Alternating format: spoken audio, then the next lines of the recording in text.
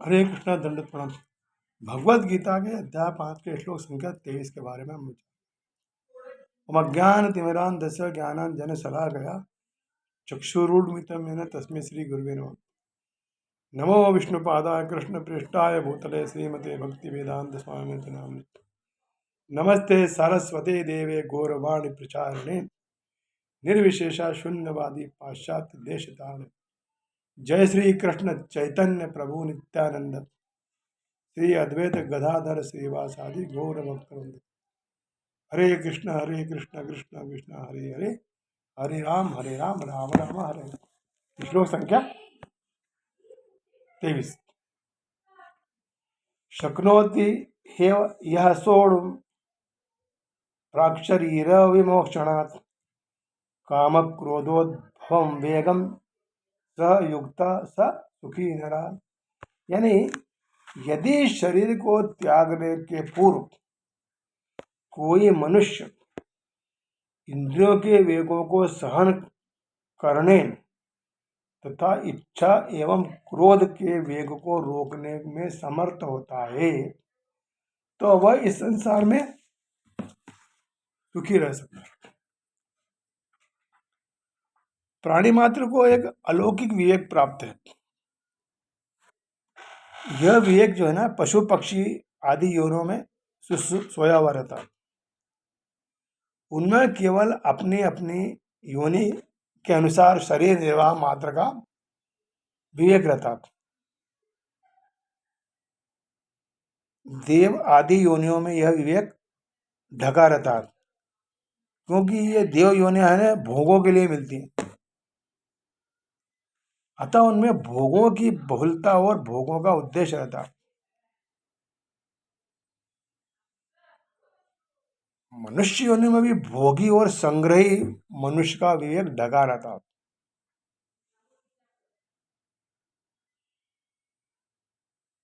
ढके रहने पर भी यह विवेक मनुष्य को समय समय पर भोग और संग्रह में दुख एवं दोष का दर्शन कराता रहता है, परंतु इसे महत्व न देकर मनुष्य भोग और संग्रह में फंसा रहता है।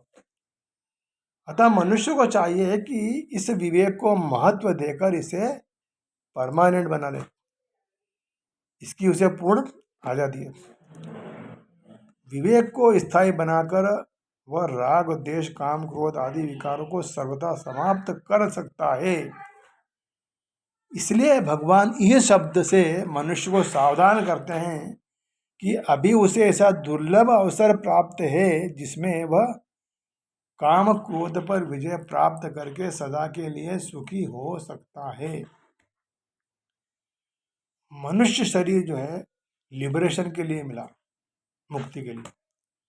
इसलिए मनुष्य मात्र काम क्रोध का वेग सहन करने में योग्य, अधिकारी और समर्थ है।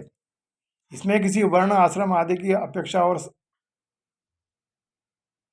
भी नहीं। मृत्यु का कुछ पता नहीं कि कब आ जाए। अतः सबसे पहले काम क्रोध के वेग को सहन करना चाहिए। काम क्रोध के वशीभूत नहीं रहना। यह सावधानी जीवन भर हमको रखनी पड़ती है।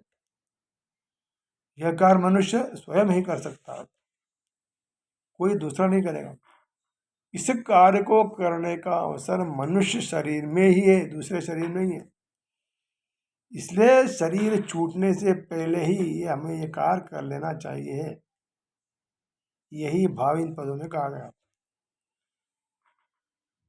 उपयुक्त पदों में एक भाव यह भी है कि काम क्रोध के वशीभूत होकर शरीर क्रिया करने लगे, ऐसी स्थिति से पहले ही उसके वेग को सहन कर लेना चाहिए। कारण कि काम क्रोध के अनुसार क्रिया प्रारंभ होने के बाद शरीर और वृत्ति अपने वश में नहीं रहती। भोगों को पाने की इच्छा से पहले उनका संकल्प होता है। वह संकल्प होने के पहले ही हमको सावधान होना चाहिए कि मैं तो साधक हूँ, मुझे भोगों में नहीं फंसना, क्योंकि यह साधक का काम नहीं है। इस तरह संकल्प उत्पन्न होते ही उसको त्याग कर देना चाहिए। पदार्थों के प्रति राग रहने के कारण अमुक पदार्थ सुंदर और सुखप्रद है आदि संकल्प उत्पन्न होते हैं। संकल्प उत्पन्न होने के बाद उन पदार्थों को प्राप्त करने की कामना उत्पन्न हो जाती है और उसकी प्राप्ति में बाधा देने वालों के प्रति क्रोध उत्पन्न होता है।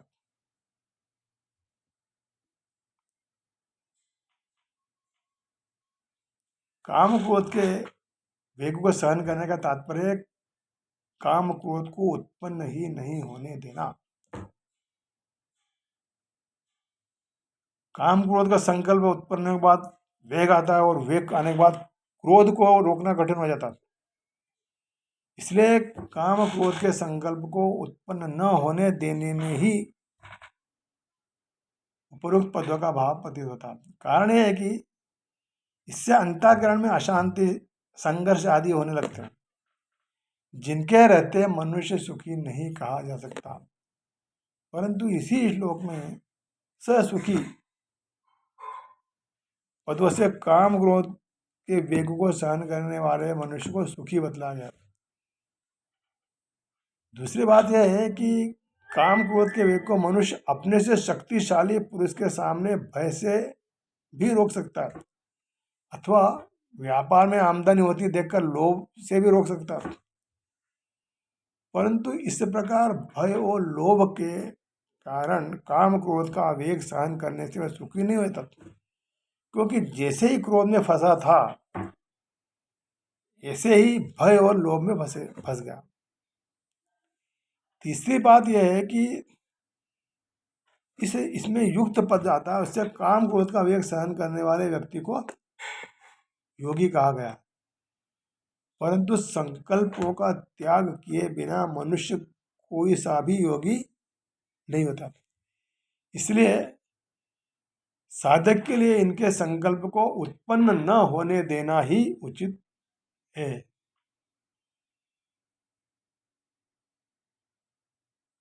अच्छा, भगवान ने काम क्रोध को, जो राग द्वेष के ही स्थूल रूप है, क्षेत्र अर्थात प्रकृति के विकार बतला गए। अतः ये प्रकृति में ही होते, अपने में नहीं, क्योंकि जो हमारा स्वरूप है निर्विकार है। इससे सिद्ध होता है कि काम क्रोध अपने में नहीं है, इनको अपने में मानना, इनको निमंत्रण देना। सयुक्ता नरा यानी अज्ञान के द्वारा जिनका ज्ञान ढका हुआ है, ऐसे मनुष्यों को भगवान ने इसी अध्याय के 15वें श्लोक में जंतुआ कहा है। और यहाँ काम क्रोध के वेग को सहन करने वाले मनुष्य को नर कहा गया। भाव यह है, जिसने काम क्रोध पर विजय प्राप्त कर ली है वही वास्तव में नर है, शूरवीर है।